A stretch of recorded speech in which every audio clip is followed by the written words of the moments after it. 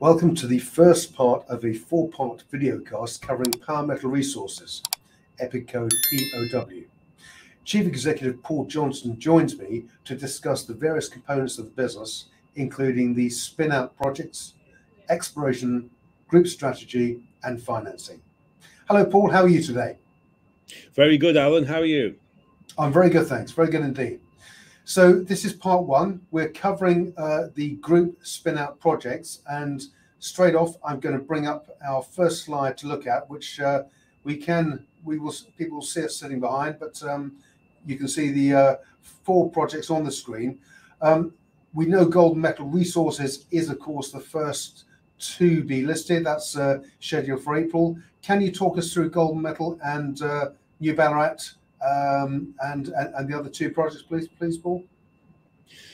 Yeah, sure. So if you look at that global map in front of you and you look at the number of metals targeted, the number of project packages that we have in play, this is clearly way too big for one single organization to manage on a medium or long-term basis. And what we decided to do early in the process is recognize with Power Metal the way to create value in the junior resource space, as in other cyclical sectors, is to take as many positions as you can in projects and in companies running projects whilst the sectors are deflated. And then when everything turns around and goes positive again, you have a vast array of exposure to so many different things, most of which you brought in at very cost-effective levels when the markets were a little bit deflated. So if you take our package with New Ballarat Gold, we have a 49.9% stake, the other 50.1% held by Red Rock Resources PLC. And that package was created in the midst of the COVID gloom of early 2020, when we secured a substantial number of license applications, 16 in total, in the Victoria Goldfields area of Australia. And that really gave us one of the largest footprints in a hugely prospective gold territory that now, as we have increasingly granted license ground, over 1,500 square kilometres, we have exploration on the ground with a drill program happening right now. We have a major project within our business, and one that has really cost us a very modest amount of money. And the trick with bringing these packages into the business for spin out is that we have a very clearly defined project, very clearly defined structure, and something that is easily portable into its own separate vehicle and then listed as a separate identity. Now, another example is Golden Metal, as you rightly say, that's moving through the process now quite rapidly with weekly meetings and lots of administrative stuff happening. But that's a package in Nevada, USA, focused around the Pilot Mountain tungsten project with a very substantial tungsten resource. And also three other projects, Golconda, Garfield and Stonewall, that add gold-based metals into the overall package. First development is in the Patterson region, just up the road from the fantastic discovery Javieron by Greatland Gold, and First Class Metals focused on the Hemlo-Schreiber region, where we vended our interests in to that company, and we have a circa 36% stake in the business as it stands today. All of those packages going into listings in the London capital markets.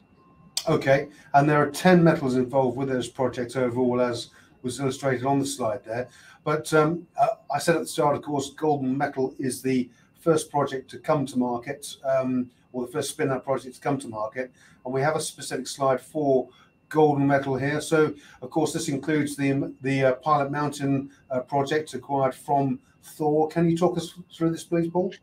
Yeah, sure. So Pilot Mountain was acquired. Well, the deal was originally signed, the option agreement, in August 2021, and we finally crystallized back end of October, early November 2021, exercised that option, should I say. And we've been working to do the transfers and all the various work that's necessary when you acquire a major project. This is, for Power Metal, our largest acquisition that we've undertaken to date. I think it's indicative of the type of acquisition we will be looking to do in the future, if I'm honest, as the size and scale of the business grows. Not perhaps now, when our share price is languishing quite low. We don't want to use our equity at this point, but when our share price is much higher, then it gives us a currency to do this type of transactional work. And if you look at the Gold and Metal Resources pilot mounted interest, you see a very clearly defined project that has an existing JORC compliant resource, a very substantial JORC compliant resource with copper, zinc and silver credits alongside. And you see something that from our perspective is extremely scalable. We understand that project well. We know what we're targeting with an increase in the resource of tungsten itself, and also looking for a major copper discovery in addition to build on top of the copper work that's been done in the past. And we think as a package with pilot mounted at the core, the Gold and Metal Resources business listed in London will draw a lot of investor interest.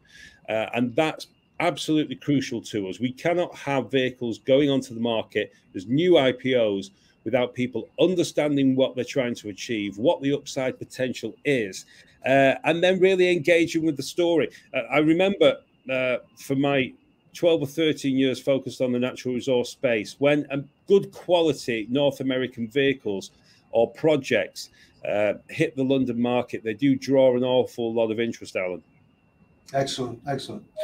Well, thank you for that, Paul. That ends part one of our look at Power Metal Resources, spin-out projects. Join us for part two, where we look at the exploration work being undertaken by the company.